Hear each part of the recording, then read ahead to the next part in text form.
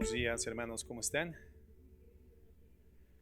Gracias a Dios, un gusto verles y saludarles en esta mañana de domingo, día del Señor, un día en el que el Señor nos extiende de forma especial un llamamiento santo a reunirnos con el propósito de glorificarle, bendecirle, recordar de manera colectiva el poder de su resurrección y encontrar en esa realidad gloriosa, histórica, que impacta nuestro presente y nuestra eternidad, encontrar en eso, hermanos, el vínculo fundamental de nuestra unidad. Así que es el lugar correcto en el que tenemos que estar reunidos, los hijos de Dios. Qué bueno que estás aquí. Y bueno, pues únicamente enfatizar un poco en este anuncio que nos daba Edgar, nuestro hermano Edgar, hace un momento, sobre la cena de matrimonios que ya tiene lugar y efecto este viernes, hermanos, el viernes de esta semana a las 7 de la noche. Así que ya es momento de apuntarse, de reservar el lugar. El costo, como hemos comentado, no es el costo del evento como tal, es el costo del platillo, porque hemos tomado la decisión de contratar un servicio de banquete a fin de que los matrimonios mismos, que son quienes generalmente contribuyen con el alimento en las actividades congregacionales, no lo tuvieran que hacer en esta ocasión y pudiéramos asistir de manera relajada a recibir la enseñanza especialmente diseñada por Dios para ese día, ¿no? Entonces, por eso se contrata este servicio de banquete y ese es el costo del platillo, 250 pesos por matrimonio.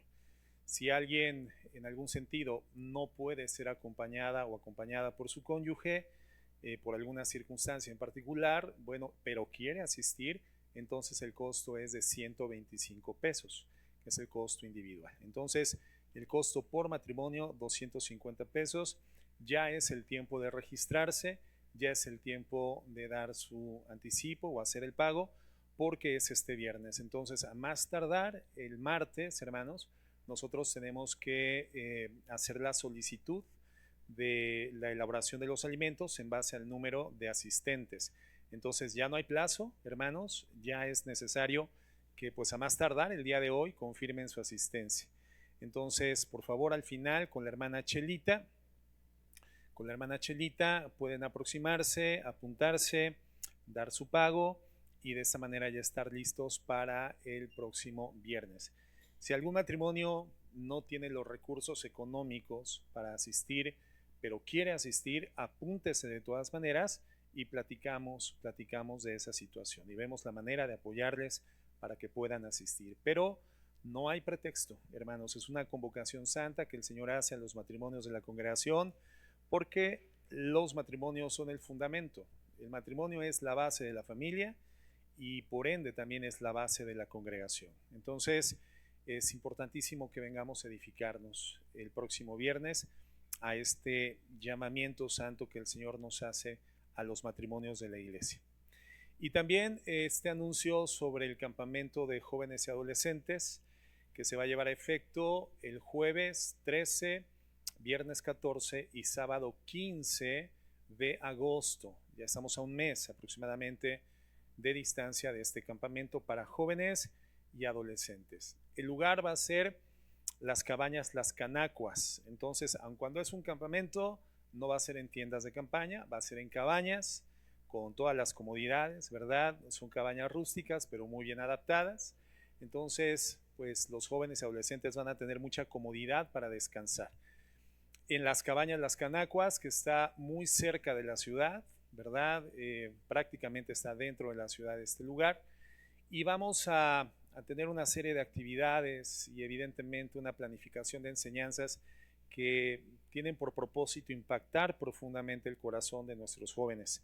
Así que papás, por favor, apunten a sus hijos. Si eres joven ya independiente, económicamente independiente, apúntate por favor.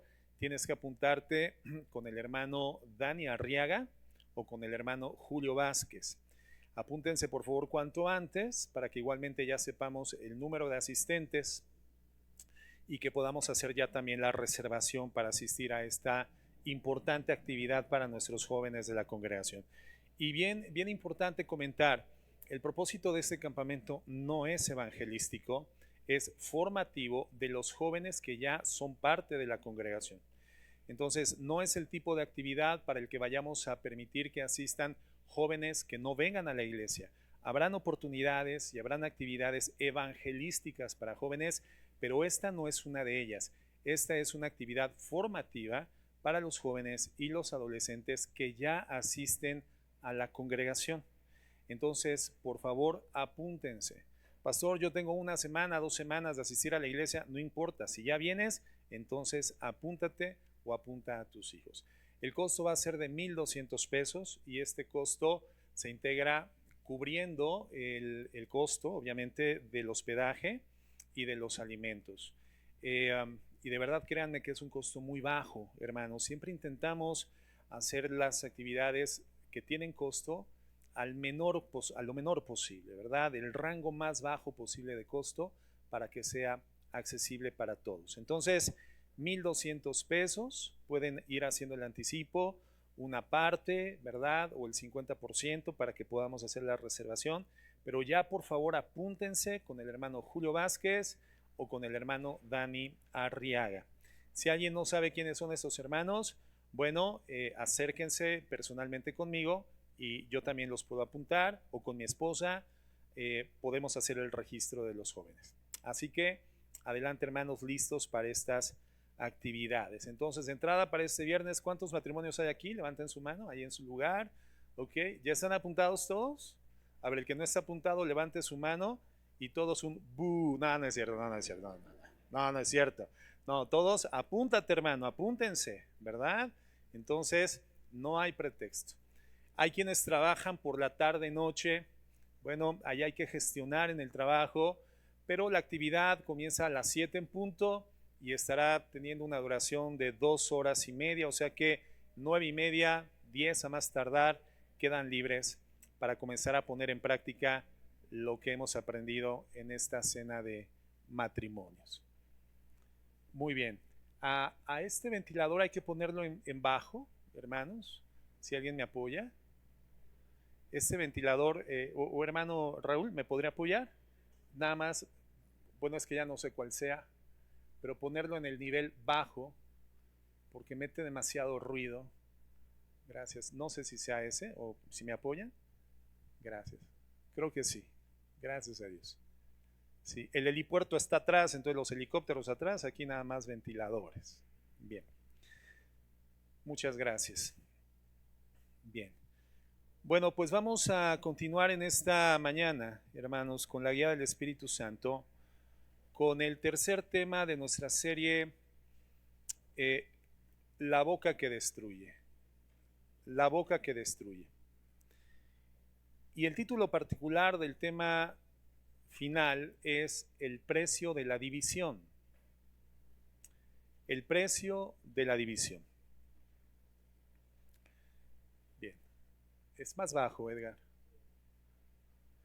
Y si me apoyan en la mesa de audio, por favor, con un poco más de volumen, por favor.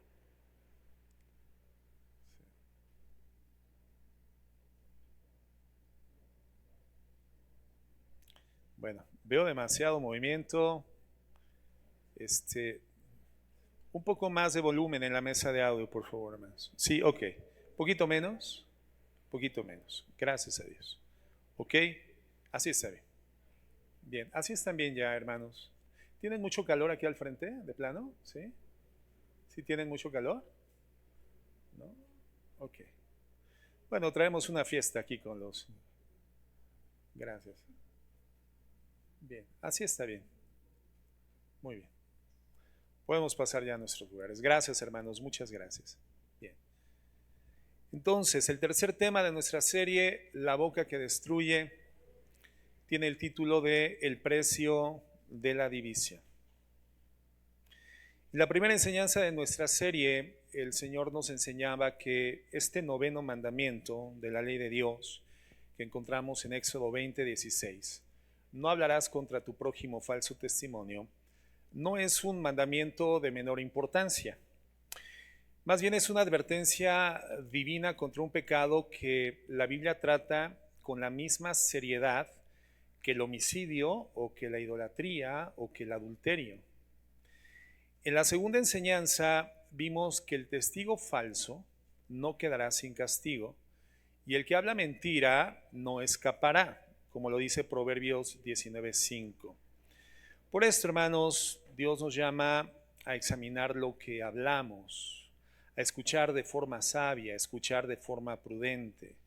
La Escritura dice que seamos tardos para hablar, pero prontos para escuchar, para oír con atención.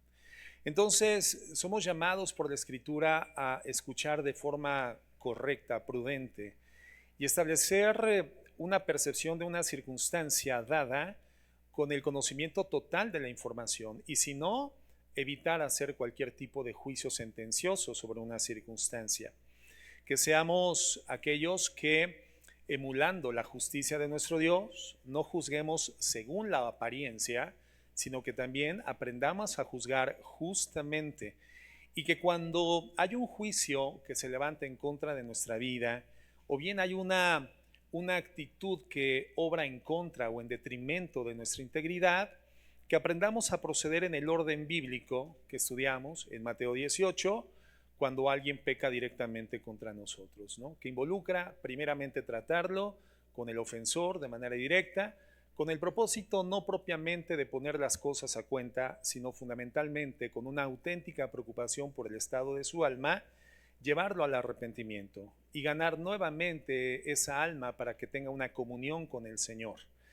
Si esa persona no accede a ese encuentro personal, ese encuentro privado, donde se pretenden dirimir circunstancias de forma correcta, de manera amorosa, entonces llamar a 2 o 3 testigos espirituales para que en presencia de ellos obre toda palabra y se pueda poner un orden escritural a esa circunstancia, a esa disensión. Si no escucha a la persona agresora, entonces comentarlo a la iglesia, y si no escucha a la iglesia, entonces sí tenerle como un gentil y un publicano. Hoy vamos a cerrar nuestra serie con la consecuencia final, y que lamentablemente también es la consecuencia más dolorosa de la murmuración, del chisme y del falso testimonio, cuando no son confrontados de manera bíblica, o cuando la persona, al ser confrontada bíblicamente, no abandona este pecado. Y la consecuencia final, hermanos, es la división del cuerpo de Cristo. La división del cuerpo de Cristo. Entonces, no estamos hablando únicamente del daño de una lengua que está generando una afectación en contra de una persona, sino del daño que puede hacer a toda una congregación, y de cómo Dios instruye a su iglesia a tratar precisamente con quienes, después de haber sido amonestados, insisten en sembrar discordia, generar división. El texto en el que vamos a basar la enseñanza es Tito, capítulo 3, de los versículos 9 al 11. Y lo vamos a correlacionar también con la primera carta a los Corintios, capítulo 3, del versículo 1 al 9, donde el apóstol Pablo enfrenta directamente a una iglesia que ya estaba fracturada por la envidia y por la contienda, la iglesia de Corinto. Entonces, en el texto de base, que es Tito, hermanos, Pablo escribe a este joven pastor de la iglesia en Creta, a quien había dejado justamente en esa isla con un propósito específico. La razón por la que Tito es enviado y dejado en Creta por el apóstol Pablo, su mentor espiritual, digámoslo así, su padre espiritual, lo encontramos en esta partícula del versículo 5 de Tito 1, y dice: por esta causa te dejé en Creta, para que corrigieses lo deficiente y establecieses ancianos en cada ciudad, así como yo te mandé. Y subsecuentemente encontramos todos los elementos requisitarios para que una persona cristiana redimida por la gracia pudiese ser considerada para la actividad ministerial, para ejercer el oficio de anciano, de obispo o de pastor en la iglesia de Creta. Habían cosas deficientes, habían cosas que se habían estructurado de forma equivocada, de tal manera que era necesario corregir cuanto antes para que la iglesia en Creta no sufriera divisiones. Entonces, Creta, hermanos, se presenta como una iglesia que se desarrolla en un ambiente de conflicto. Una iglesia en donde el ambiente cultural no era el más propicio, justamente era para la plantación de una comunidad cristiana. El propio Pablo cita a un profeta cretense que se refiere a los cretenses precisamente como siempre mentirosos, malas bestias, glotones y ociosos. Eso lo encontramos en Tito 1, versículo 12. Fíjate nada más, este profeta, que se entiende, era un hombre que tenía cierto nivel de espiritualidad, determinaba un juicio específico sobre la conducta cultural de la gente en esa comunidad, en Creta. Y les llama los cretenses siempre mentirosos, malas bestias, glotones, ociosos. Y entonces entendemos que esto constituye un terreno cultural. Gente acostumbrada al engaño, a las palabras ligeras con el propósito de sacar una ventaja. Y surgieron dentro de la iglesia, lamentablemente, personas muy dañinas para la congregación. Y en el versículo 10, Pablo dice de ellos lo siguiente, Tito 1:10, dice, porque aún hay muchos contumaces, es decir, rebeldes, personas que ya estaban dentro de la congregación y que son definidos por Pablo como gente contumaz, gente rebelde, habladores de vanidades, engañadores, mayormente los de la circuncisión, a los cuales es preciso tapar la boca. Fíjate la forma directa, la forma contundente con la que Pablo entiende la necesidad de atender estos asuntos que generaban el riesgo de división en la congregación. Dice, a esos contumaces, a esos rebeldes, habladores de vanidades, engañadores, mayormente los de la circuncisión, es necesario taparles la boca porque trastornan casas enteras enseñando por ganancia deshonesta lo que no conviene. Entonces entendemos que este no era un problema transitorio, hermanos, no era un problema pasajero, era un problema importante. Realmente se constituía un patrón de comportamiento. Personas que utilizaban discusiones religiosas, muchas veces con apariencia de piedad o de celo doctrinal. Pero en realidad esta falsa perspectiva de espiritualidad no era más que la plataforma para dividir a la iglesia, controlar a la iglesia o sacar provecho de algunas personas en la iglesia.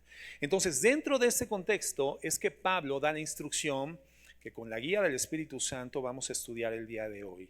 La instrucción la encontramos en Tito, capítulo 3, versículos del 9 al 11. Dice así, pero evita las cuestiones necias y genealogías y contenciones y discusiones acerca de la ley, porque son vanas y sin provecho. Al hombre que cause divisiones, después de una y otra amonestación, deséchalo, sabiendo que el tal se ha pervertido y peca y está condenado por su propio juicio. Vamos a orar. Señor, en esta mañana solicitamos la guía, la asistencia, la dirección de tu Espíritu Santo, para que en esta última enseñanza de la serie, tal como ha sucedido en las primeras dos, podamos contar, Señor, con la precisión con la que tú has inspirado tu palabra, no solamente para atender problemas eclesiásticos del momento en el que fueron inspiradas, es decir, para la audiencia original, sino que nos atañen, nos afectan, trascienden los tiempos y tu iglesia sigue siendo lamentablemente lesionada con ese tipo de circunstancias. Te pedimos nos des la dirección para exponerlo con gracia y que igualmente, Señor, el consejo quede sembrado en el corazón de esta congregación para que tu nombre sea glorificado. Entonces lo leo nuevamente, dice, pero evita las cuestiones necias y genealogías y contenciones y discusiones acerca de la ley. ¿Te das cuenta? Esa serie de discusiones que estaban generando divisiones en la iglesia tenían una apariencia de doctrina, una apariencia de piedad, una apariencia de espiritualidad. Pero el apóstol Pablo termina definiendo que no son tales, no son discusiones realmente espirituales, aun cuando parecerían serlo, porque son vanas y sin provecho, es decir, son vacías y sin ningún fruto consecuente. Al hombre que cause divisiones, y en el contexto entendemos, son personas que eran quienes estaban promoviendo este tipo de discusiones, al hombre que cause divisiones, después de una y otra amonestación, deséchalo, sabiendo que el tal se ha pervertido y peca y está condenado por su propio juicio. Entonces tenemos que notar primeramente que Pablo no está hablando de cualquier desacuerdo entre los hermanos o en la iglesia. En algún sentido, la iglesia, hermano, siempre va a tener algunas diferencias de opinión, algunas diferencias en la percepción de los métodos o algunas preferencias. Y hermano, esto es absolutamente normal y no necesariamente es un pecado, porque es parte de la dinámica de ser un cuerpo con muchos miembros y por lo tanto algunas percepciones diferentes que son válidas en la medida en la que encuentren su fundamento en la palabra de Dios, encuentren su fundamento en el contexto de la Escritura. Pablo, hermanos, tampoco está hablando de quien con humildad y con una actitud de respeto señala un error doctrinal, real, y con una disposición del corazón de llevarlo al diálogo para poder lograr un avance en la fe congregacional. No está hablando de esto, está hablando de hombres que causan divisiones. En griego, hermanos, ariteikos es el término, ariteikos antropos, el hombre que causa divisiones. De esta palabra ariteikos, hermanos, se deriva otra palabra que en el español es hereje. Pero en el sentido estricto y original, esta palabra no se está refiriendo propiamente a quien creía algo diferente a la ortodoxia, a la sana doctrina. Más bien se está refiriendo a la persona que comienza a formar facciones, comienza a crear bandos o partidos dentro de una congregación. Las personas que arrastran gente hacia su propio bando, personas que arrastran a personas hacia su propia facción. En el comentario de Matthew Henry, que es uno de los comentarios devocionales más sólidos que a lo largo de la historia moderna de la iglesia podemos encontrar, dice lo siguiente. Dice que el significado real de esta palabra significa o es el que por su obstinación en el defender un punto de vista opuesto al de los demás, promueve partidos o facciones. Matthew Henry, hermano, que es un teólogo respetable por su ortodoxia, dice que este término se refiere a la persona que por su obstinación en defender su punto de vista opuesto al punto de vista de los demás, promueve partidos o facciones. Esta palabra, hermanos, nos da la raíz también para otras palabras que se utilizan en el Nuevo Testamento cuando Pablo, por ejemplo, habla de las sectas o de las disensiones, y que menciona de manera particular en Gálatas 5:20, donde habla sobre la carne, sobre las obras de la carne. Entonces, la persona a la cual se está refiriendo Pablo es esa persona cuya característica, hermanos, no es un error particular, un error específico, sino que es un estilo de comportamiento, es su estilo de vida, es la forma en la que habitualmente se conduce dentro de la congregación. Es la persona que agita, la persona que contiende, la persona que discute, la persona que forma bandos, y a menudo lo hace con una motivación falsamente espiritual. Como decíamos la clase anterior, sobre texto de oración, ¿verdad? O como lo vimos también en la primera enseñanza, para defender lo que para él es la sana doctrina, o cuidar a la congregación, o decir la verdad. Pero el fruto de esa conducta queda al descubierto y deja ver la verdadera naturaleza de su motivación, porque es una persona que donde va y habla, deja pleitos sembrados, deja sospechas en el corazón de la gente y comienza a gestar divisiones. El fruto de esa actitud deja por testimonio la naturaleza de esa aparente motivación espiritual. Es por la iglesia, es por la verdad, es para que oremos por los problemas de la congregación. Pero la realidad es que en el corazón de esa persona hay una motivación pecaminosa y la evidencia de que la naturaleza es equivocada, la raíz está contaminada, es el fruto de ese tipo de comportamiento. Personas que van sembrando sospechas, contiendas, disensiones y divisiones. El proceso que Pablo ordena es muy claro, es muy misericordioso antes de que sea terminal. En Tito 3:10 dice, al hombre que cause divisiones después de una y otra amonestación, deséchalo. Una y otra amonestación. Ahí vemos gracia, vemos oportunidad extendida, vemos la misericordia de Dios, vemos el propósito restaurador de Dios como fundamento de esta determinación espiritual para la iglesia. Es el Espíritu Santo, hermanos, quien está inspirando al apóstol Pablo para dar una dirección que tiene aplicación directa en la iglesia en Creta y en la iglesia cristiana de todos los tiempos.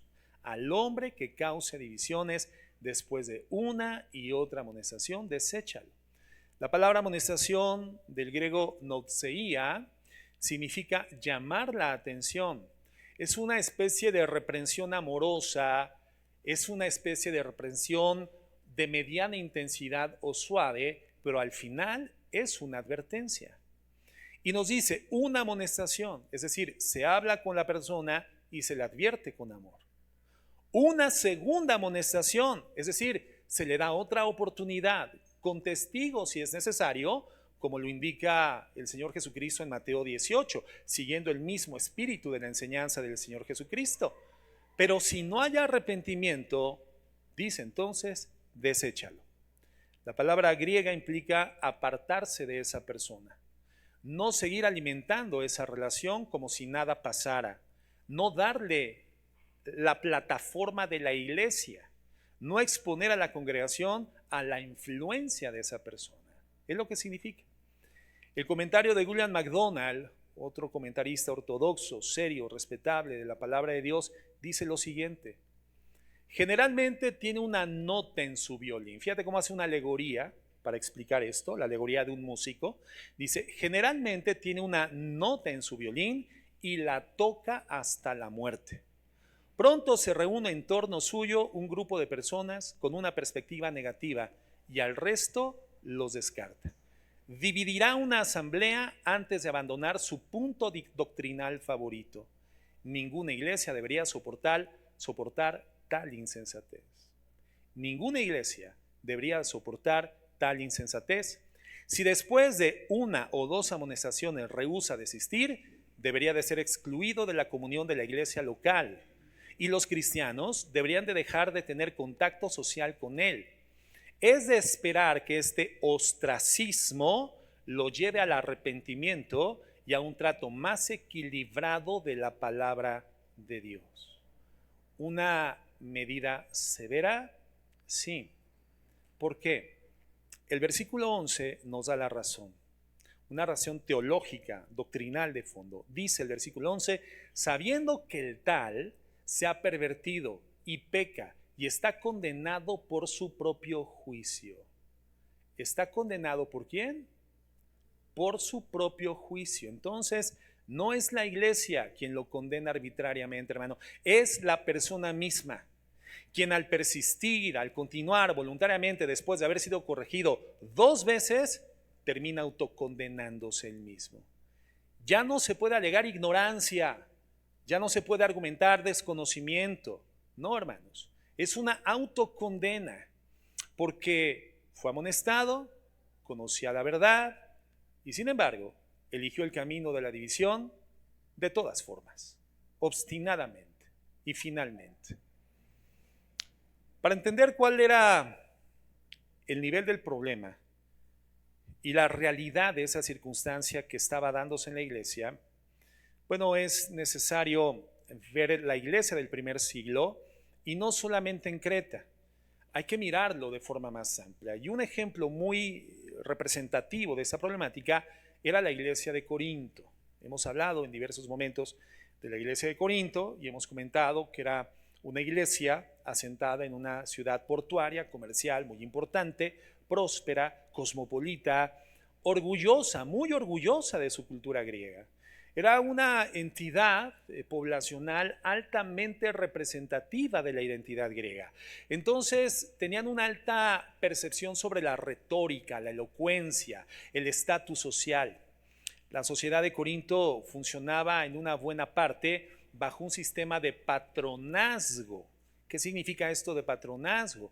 Bueno, la gente solía alinearse detrás de figuras prestigiosas, personalidades públicas, oradores carismáticos, maestros de filosofía, que competían entre sí por el número de seguidores, por el número de feligreses. y muy al estilo de los sofistas griegos igualmente de la época. ¿Quiénes eran los sofistas? Bueno, los sofistas, a diferencia de los filósofos, eran maestros que promovían falsas doctrinas, que utilizaban la retórica, la elocuencia para ganar prestigio personal, obtener seguidores y finalmente ganancia, dinero. Bueno, lamentablemente ese mismo espíritu de la cultura, seguir a personalidades, competir por estatus, alinearse por bandos, había sido infiltrado dentro de la iglesia que Pablo había plantado en Corinto. Entonces así, cuando Pablo escribe su primera carta a los Corintios, la congregación ya se encontraba fracturada con este problema. Y por lo tanto, Pablo dice en 1 Corintios 1:12, cada uno de vosotros dice, yo soy de Pablo, no, yo soy de Apolos, no, yo soy de Cefas y yo soy de Cristo, como si los que decían ser de Cristo fueran los más espirituales, pero no es así. Eran promovidos, eran movidos, eran movilizados por la misma percepción, la misma circunstancia cultural infiltrada en el corazón de la iglesia. Esa cultura que estaba acostumbrada históricamente a seguir facciones, generar partidos, hacer bandos, ya se había introducido en la iglesia. Y los más espiritualoides, hermanos, decían seguir a Jesucristo, pero la realidad es que generaban el mismo nivel de división. Pero algo bien importante de entender, hermanos, es que no era una división doctrinal profunda sobre el evangelio.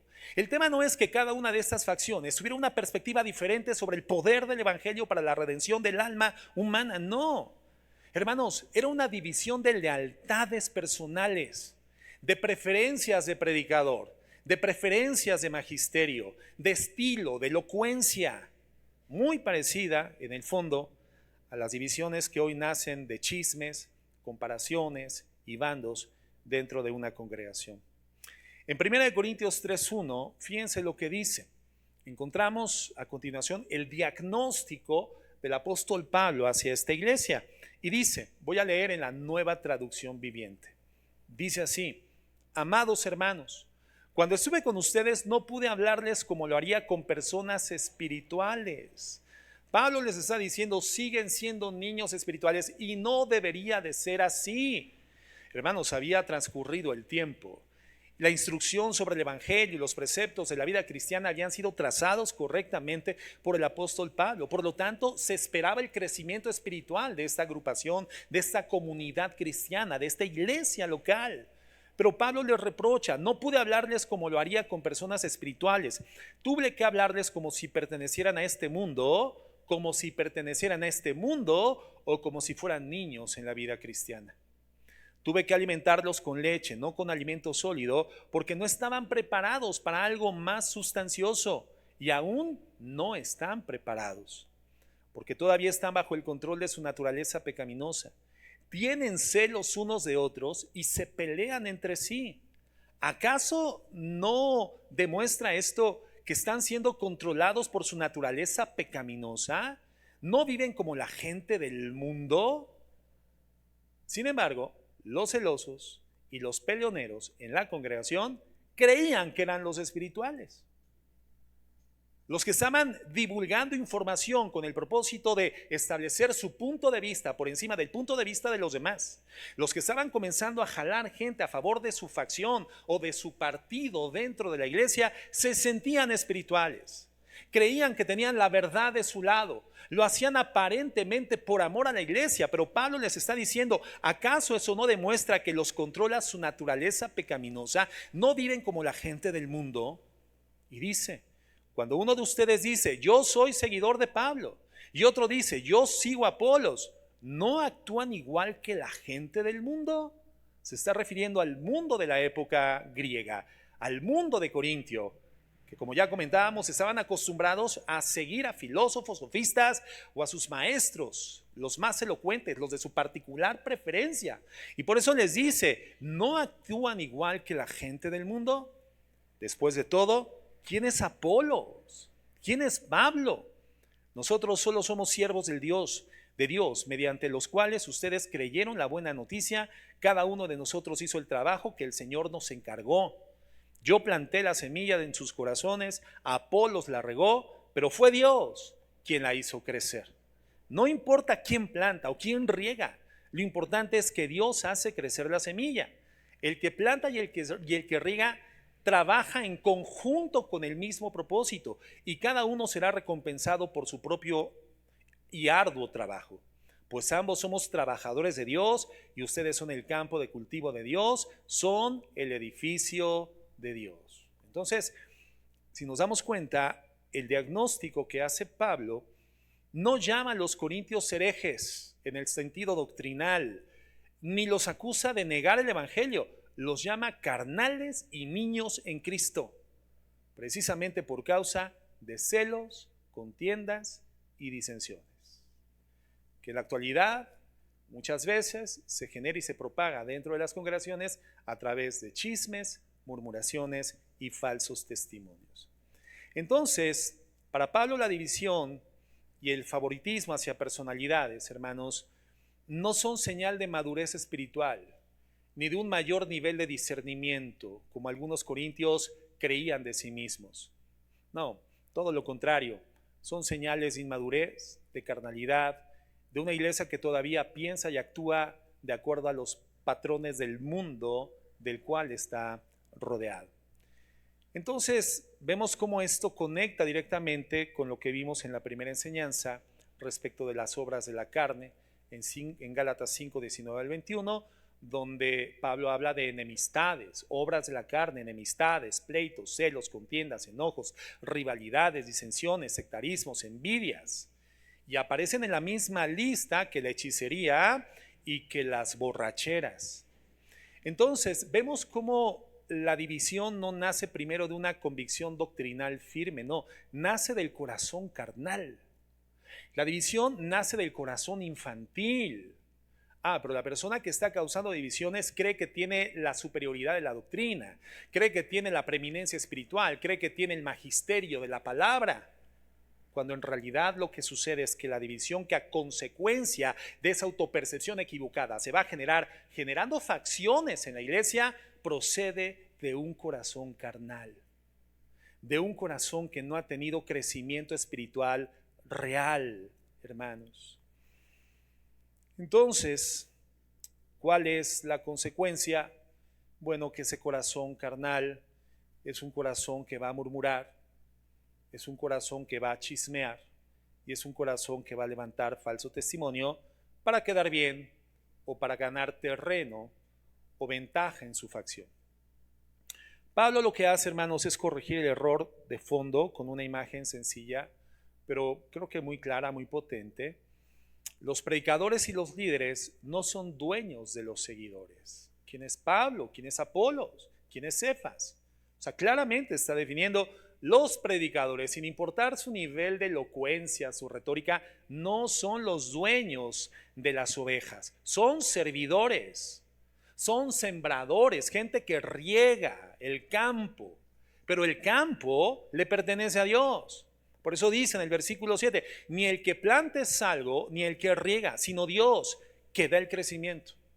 Entonces, cuando una congregación se divide detrás de un predicador, de un maestro, de un grupo de amigos o de una versión de los hechos que circuló en el chisme, fíjense lo que está sucediendo. Cuando una congregación se divide en función de darle seguimiento, de darle credibilidad, de darle espacio, de darle plataforma a aquel que está propagando una información y está generando un partido, esa facción o esas personas están atribuyéndole a un hombre una gloria que solamente le pertenece a Dios, porque el campo es de Dios, el edificio es de Dios. Literalmente está tratando la obra de Dios, el edificio de Dios, como si fuera propiedad de un bando humano, como si fuera propiedad de una facción dentro de la iglesia. ¿Cómo aplica esto, hermanos, a la iglesia actual? Bueno, la forma puede cambiar un poco, pero la raíz es exactamente la misma. Hoy pocas veces escuchamos a alguien decir literalmente yo soy de Pablo, ¿verdad? O yo soy de Apolos. Pero sí escuchamos con mucha frecuencia, no, yo soy del grupo que cuestiona al pastor. No, yo soy del grupo que apoya al pastor. No, a mí me contaron lo que pasó y por eso yo ya no me junto con esa familia. No, es que a mí me dijeron lo que sucedió con esa hermana, por eso yo ya no me junto con esa hermana. es que a mí me dijeron lo que hizo ese joven y por lo tanto yo ya no tengo contacto con ese joven. No, es que efectivamente esa hermana siempre ha sido conflictiva, mejor aléjate de ella. Y entonces repetido de boca en boca hasta que nadie recuerda, hermano, si es verdad o no. Pero ya generaste un partido, ya generaste un bando y estás generando división. Un chisme repetido, una murmuración tolerada, un falso testimonio no confrontado, se convierten en el tiempo en bandos, en partidos dentro de una iglesia. Chismes repetidos, murmuraciones toleradas, falsos testimonios que no se confrontan bíblicamente, terminan generando bandos, facciones, partidos dentro de una congregación cristiana. Alguien que insiste en sembrar sospecha, en repetir versiones no verificadas, en formar su propio círculo de los que sí me creen a mí, de los que sí me oyen a mí, es exactamente la figura que Pablo describe en Tito 3:10. Dice que ese hombre causa divisiones. El hombre que cause divisiones. Y hermano, el hecho de que uses un lenguaje espiritual, no solo quiero que se sepa la verdad, no lo hago por amor a la iglesia, no, yo nada más digo lo que vi, lo que escuché.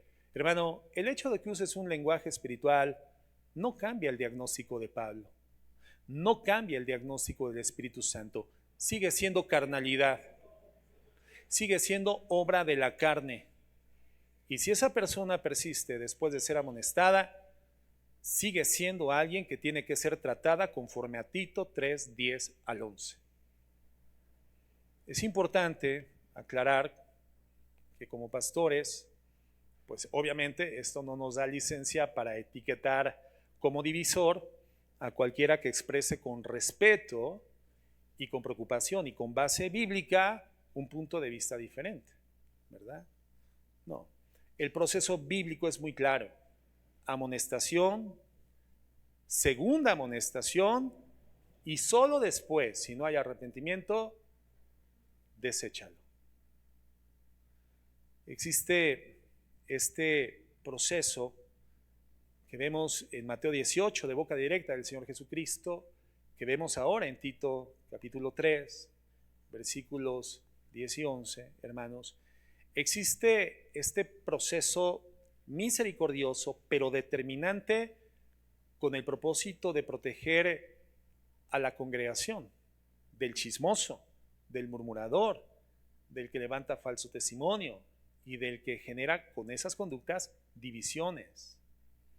Pero también existe para proteger a la iglesia de un liderazgo arbitrario que quiere silenciar todos los puntos de vista diferentes y a los puntos de vista de manera automática les llama división.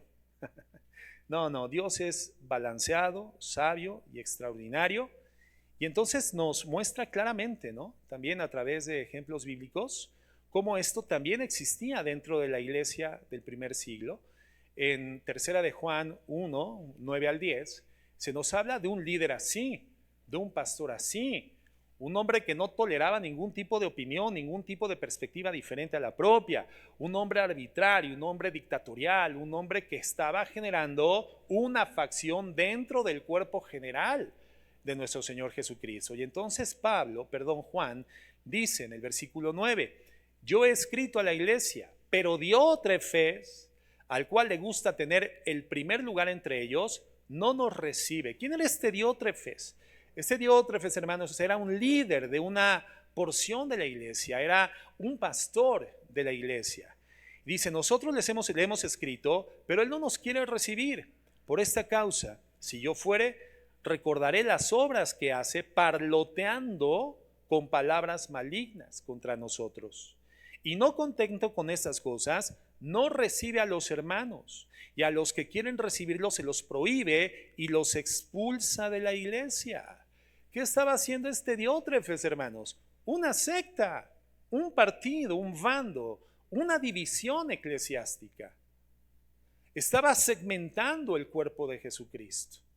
Entonces, si nos damos cuenta del glorioso y perfecto balance del Espíritu Santo, en esa instrucción que inspira en el apóstol Pablo y que da a Tito para poder atender este problema de divisiones, cómo tratar a los hombres que causan divisiones en la iglesia, extender la amonestación amorosa la primera vez, la segunda vez, y si después de la segunda amonestación persisten en forma impenitente en la comisión de ese pecado de murmuración, de chisme, de falso testimonio, generando bandos y divisiones eclesiásticas, entonces deséchalo.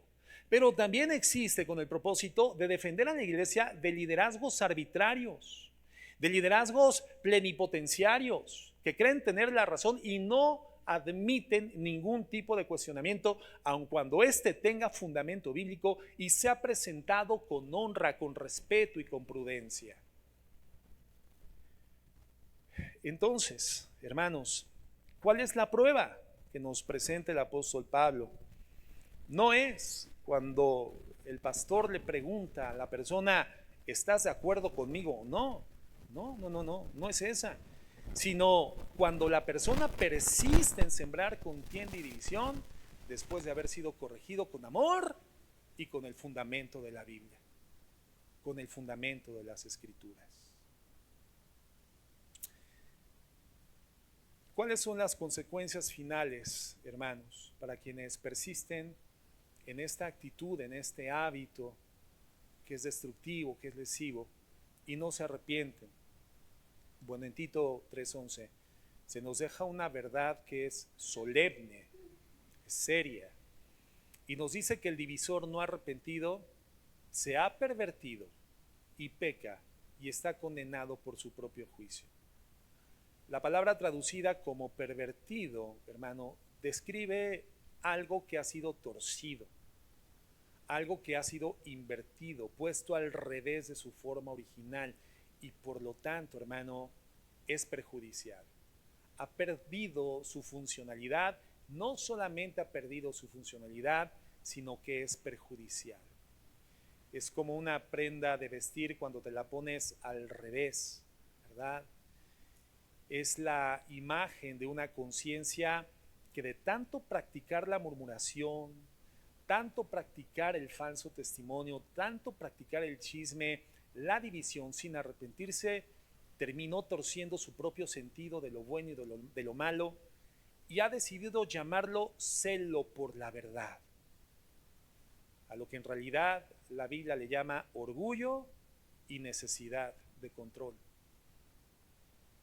Y eso se conecta con lo que vimos en la segunda enseñanza: el testigo falso no quedará sin castigo. Proverbios 19:5.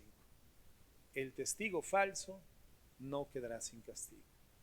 Y como comentábamos en esta enseñanza la semana pasada, si nosotros estamos edificando lo que sea, prestigio, fama, empresa, negocio, ministerio, en falsedades, hermanos, va a perecer. Nada será sostenido. No importa lo grande, lo impresionante del edificio que estás construyendo, si estás sostenido sobre mentiras, los cimientos que elegiste son arena, y ese edificio se va a desplomar, se va a venir abajo.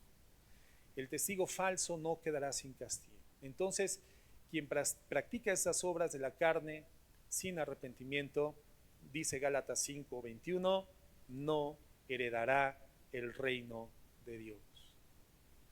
No heredará el reino de Dios.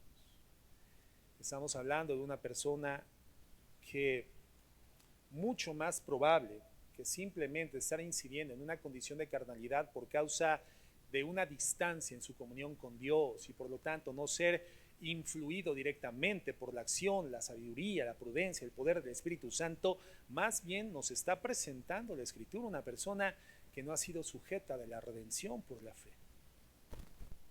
Y por eso dice, es la conducta distintiva de aquellos que no heredan el reino de los cielos, porque es su conducta, es su estilo de vida, es su forma de comportamiento.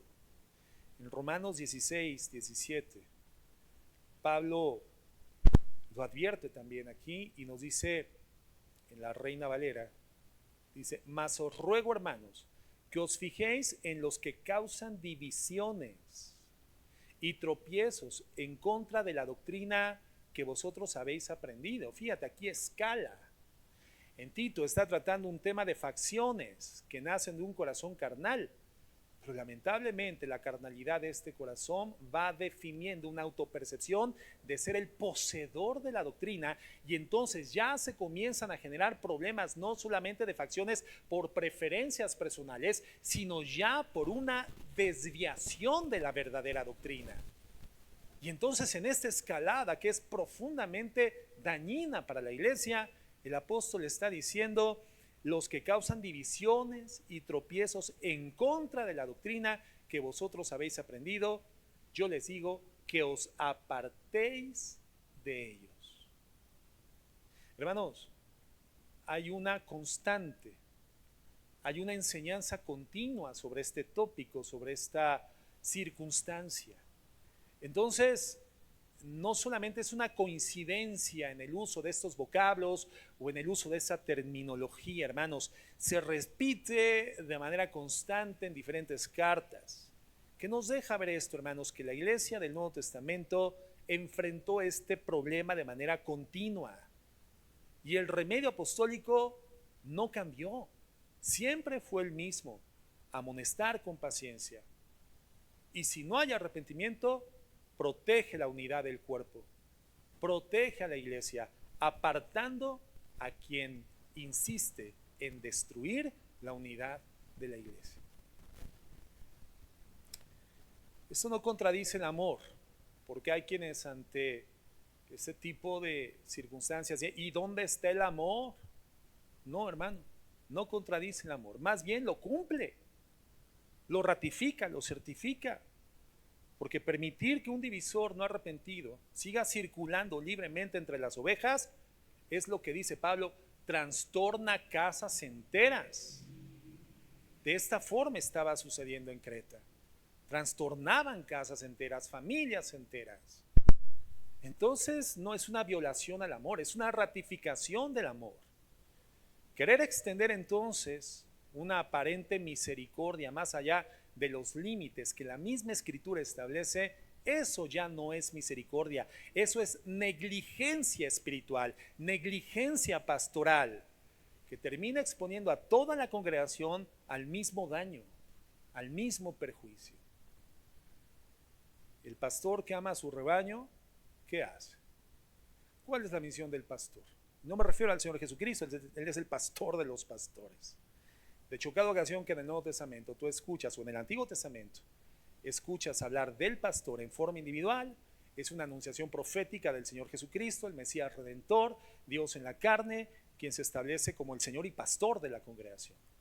Cuando tú hablas o escuchas hablar de el pastor en individual en el Nuevo Testamento, es una alusión directa al Señor Jesucristo. Pero cuando oyes hablar de los pastores, los ancianos, los obispos, son aquellos hombres que, habiendo sido llamados a este ministerio, son tomados por el Señor, edificados por el Señor y activados hasta que están preparados con el propósito de ¿qué cosa, hermanos? De cuidar al rebaño. Un rebaño que no es propio, es el rebaño del Señor, pero quien lo cuida es el pastor humano asignado y llamado por Dios, que previamente, habiendo sido preparado, teniendo el carácter desarrollado para ejercer el pastorado, entonces está en condiciones de cuidar a la iglesia del Señor. Ese es el trabajo pastoral. No recuerdo si lo comentaba la semana pasada o en la iglesia o fue solamente con el grupo de servidores, pero yo comentaba sobre quién es el auxilio cuando pensamos en un pastor de rebaños, un pastor de ovejas reales, esas que hacen be, ¿verdad? No las que dicen amén, sino las que hacen be, ovejas reales en la campiña. Vemos que hay un solo pastor y las ovejas reconocen la voz de ese solo pastor que está a cargo de sus vidas. Es el que las guía, las conduce, las alimenta, las apacienta, les da de beber. Conocen la voz del pastor, como dice el Señor Jesucristo, y obedecen, siguen la voz de su pastor. Pero resulta que el pastor de ese rebaño de ovejitas, hermano, no tiene más que 2 ojos, 2 piernas, 2 manos, 2 brazos, y por lo tanto no puede cuidar solo a todo el rebaño. Y entonces, ¿quiénes ayudan al cuidado del rebaño? ¿Quiénes ayudan al pastor? Los pastores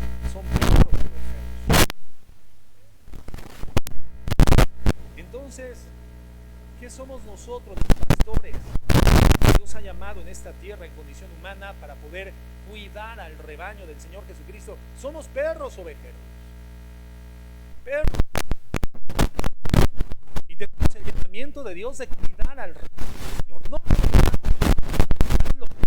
Esa es la tarea. Entonces un pastor llamado al Señor, adiestrado,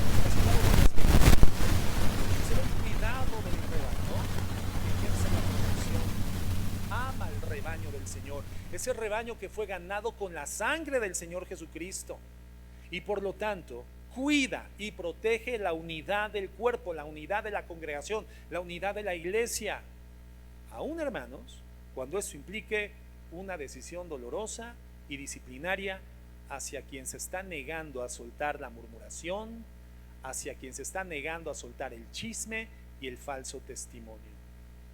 Por encima del dolor que esto representa, por amor, el pastor cuida al rebaño que fue ganado con la sangre de nuestro Señor Jesucristo.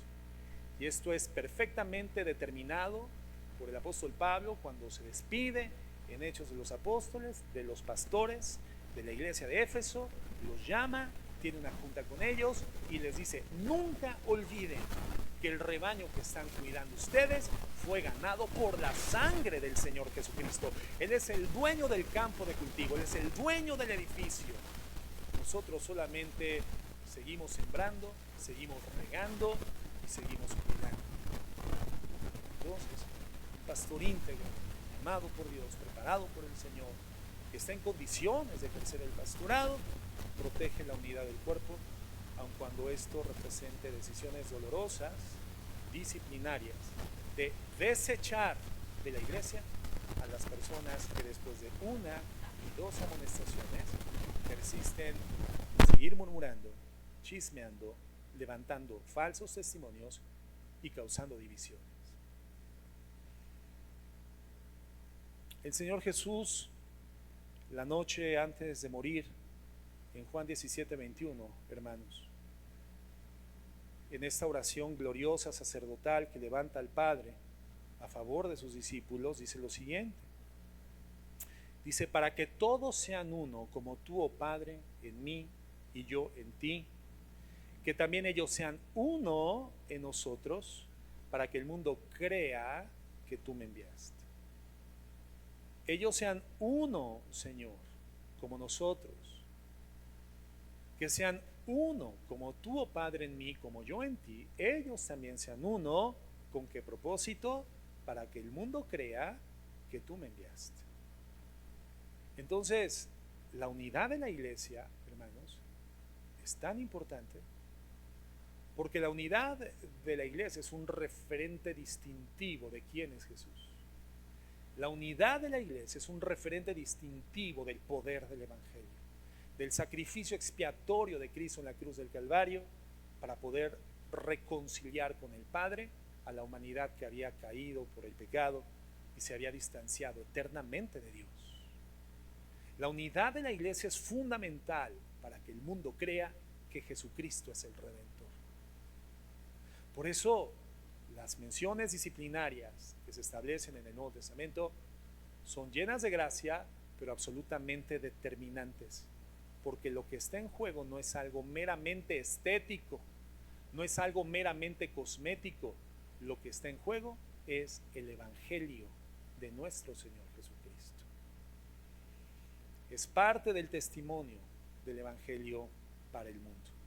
Entonces, cada murmuración tolerada, cada chisme repetido, cada falso testimonio no confrontado, es una grieta, es una cuarteadura en el testimonio que, como personas redimidas por el sacrificio de nuestro Señor Jesucristo, debemos de dar al mundo. Una iglesia agrietada es una iglesia que perdió el poder del Evangelio. ¿Quién se atrevería después de un terremoto como ahora que lamentablemente se registró en Venezuela hace unos días? Hace 2 días, ¿verdad? Aquí en nuestro país, en Chiapas, hubo un epicentro que, afectó a varias comunidades, varios estados. Fue sensible este terremoto. Aquí no, aquí gracias a Dios no lo sentimos. Pero esos terremotos fuertes, hermanos, tienen la capacidad de agrietar los edificios. La murmuración, el chisme, el falso testimonio, hermano, es una sacudida fuerte que si no se confronta bíblicamente va a terminar agrietando el edificio que es la iglesia. ¿Quién se atrevería a continuar durmiendo tranquilamente en un edificio que ya está agrietado? Nadie, hermanos. Los departamentos de protección civil de las comunidades, de las ciudades, no permitirían que una casa agrietada, que un edificio agrietado fuera habitado, fuera utilizado de manera normal, como si tuviera total funcionalidad. ¿Por qué? Porque un edificio agrietado ya perdió su funcionalidad y es profundamente peligroso para la integridad de quienes están dentro de ese lugar. Entonces, una iglesia agrietada, hermanos, por la murmuración, el chisme y el falso testimonio, ya es una iglesia dividida, es una iglesia colapsada, es una iglesia que ya no puede sostener el mensaje del evangelio. Por eso la Biblia, hermanos, es tan clara y es tan determinante. Entonces, hemos recorrido 3 enseñanzas. Primero vimos la gravedad del pecado de la lengua ante Dios, el chisme, la murmuración, el falso testimonio. En la segunda enseñanza vimos el llamado a examinar lo que decimos, a escuchar antes de juzgar, a seguir el orden bíblico cuando alguien nos ofende y a no juzgar según las apariencias, sino con justo juicio. Y el día de hoy, hermanos, lo que estamos terminando de ver es el destino final de quien después de ser amonestado insiste en dividir el cuerpo de Cristo con su lengua. Hermanos, que ninguno de nosotros sea ese hombre, que ninguno de nosotros sea esa mujer, esa persona que causa divisiones y que si alguna ocasión viene a nosotros con una versión de una historia, alguien, con un chisme disfrazado de preocupación por la iglesia, con una murmuración, un falso testimonio, hermanos, tengamos la valentía, tengamos la sabiduría de aplicar lo que hemos aprendido. Escuchar con discernimiento, número 1, no juzgar con la parte incompleta de las versiones y por sobre todas las cosas proteger la unidad que Cristo compró para la iglesia con su propia sangre. A lo largo de la historia de la iglesia, hermanos, 20 años, que se dicen rápido pero no son pocos, nunca hemos tenido la necesidad de desechar a una persona por esto. En su momento, por la falta de experiencia ministerial, por la falta de profundidad teológica, que muchas veces es normal en el proceso de crecimiento espiritual de una congregación. Nunca hemos llegado al punto de desechar a una persona de la iglesia. Hemos estado muy cerca. Hemos llegado a la tercera base del proceso disciplinario que el Señor Jesucristo menciona en Mateo 8, en donde hemos tenido que advertir ya con testigos fieles al Señor, testigos maduros en la fe, a esa persona que por favor, una vez más, tome la decisión de cambiar su conducta, cambiar su comportamiento, de cuidar las palabras a fin de no continuar generando conflicto, divisiones en la iglesia, porque el siguiente paso sería informarlo públicamente a la iglesia, hermanos, y gracias a Dios, antes de llegar a ese punto, la persona con quien se hizo esto, no tengo que mencionar su nombre, los hermanos que formaban parte de la iglesia en esos ayeres sabrán de quién se trata. Esa persona se fue por su propio pie, no arrepentida, no encontró en esta última advertencia la posibilidad de, ¿sabes qué? Me arrepiento, la verdad es que sí estoy excediéndome, he sido abusivo, he sido abusiva, definitivamente tengo que cambiar. No, se fue hablando pestes de la congregación, se fue hablando mal de mí, llamando al pastor Chuy Olivares, el pastor Toño Ortiz en Guadalajara y acusándome. Y el pastor Toño Ortiz me llamó, pastor, nos llamó esa persona, ¿qué fue lo que sucedió? Le expliqué y me dice, pastor, no te preocupes. Lo más triste en medio de esa situación es que esa persona, teniendo la oportunidad de arrepentirse, no lo hizo y se fue murmurando en contra de la congregación. Se fue, hermano, por su propio pie. Pero si hubiera sido necesario, hubiéramos tenido que proceder. Y si no se hubiera arrepentido, le hubiéramos tenido que desechar. Pero después de 20 años, hermanos, esta iglesia está llamada a no continuar siendo neófita, a no continuar siendo niña ni carnal. Y por lo tanto, hermanos, esta serie de enseñanzas que el Señor nos ha dado llega en un momento crucial. Es un momento en donde estamos siendo convocados por el Señor Jesucristo a la unidad más que en ningún otro momento de la historia de la iglesia, porque después de 20 años esta iglesia está llamada a ser pregonera, portavoz del Evangelio y poder dar testimonio de la autenticidad del Evangelio. Y por lo mismo, hermanos, en su caso, en el caso de ser necesario, aplicaremos, tal como lo dice la Escritura, esta medida disciplinaria.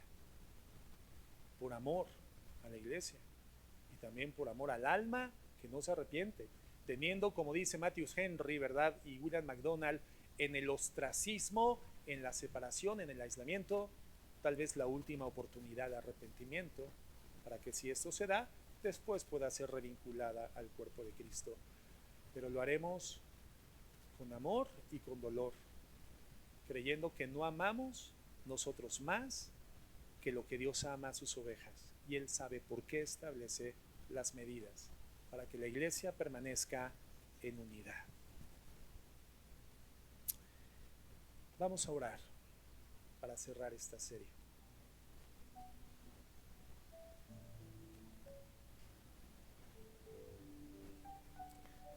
Vamos a inclinar nuestros rostros, hermanos.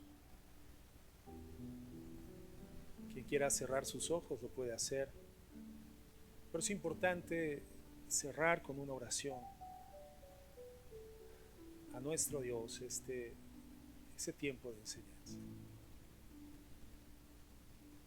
Señor, queremos darte gracias por tu palabra, porque no solamente nos enseñas a través de ella, sino que nos proteges como iglesia.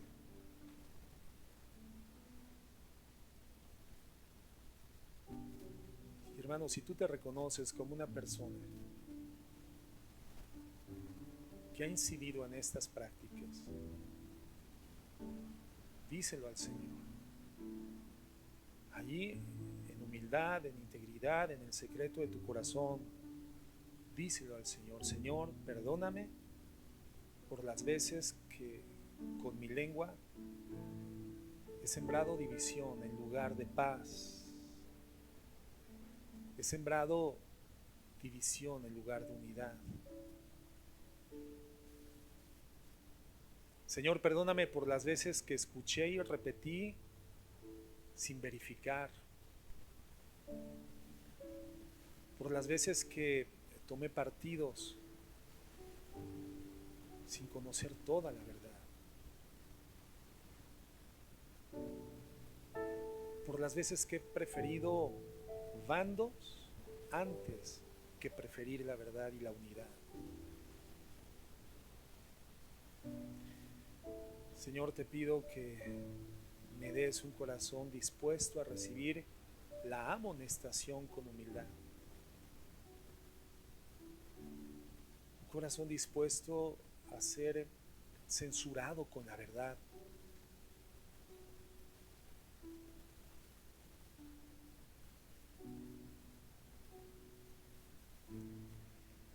Señor, perdóname por haberme comportado como un hombre, como una mujer que divide.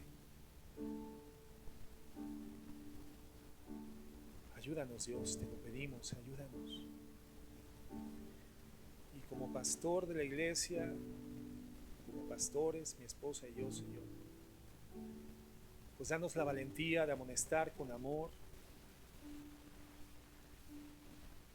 de proteger a tu rebaño, de quienes se niegan a arrepentirse.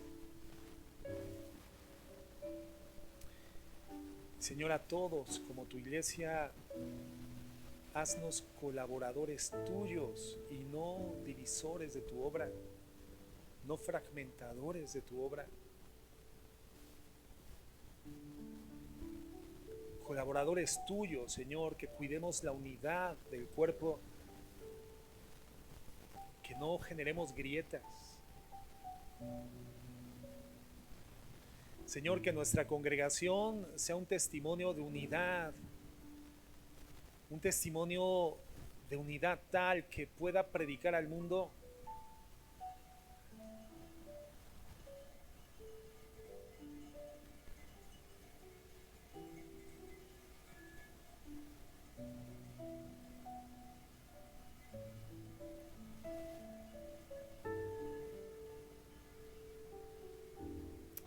una iglesia, Señor, que por su unidad pueda predicar al mundo que tú eres Cristo, el Hijo del Dios viviente, en quien hay salvación y redención de pecados, en ti y solo en ti, y que somos tus enviados, Señor, en el nombre de Jesús para pregonar esta verdad.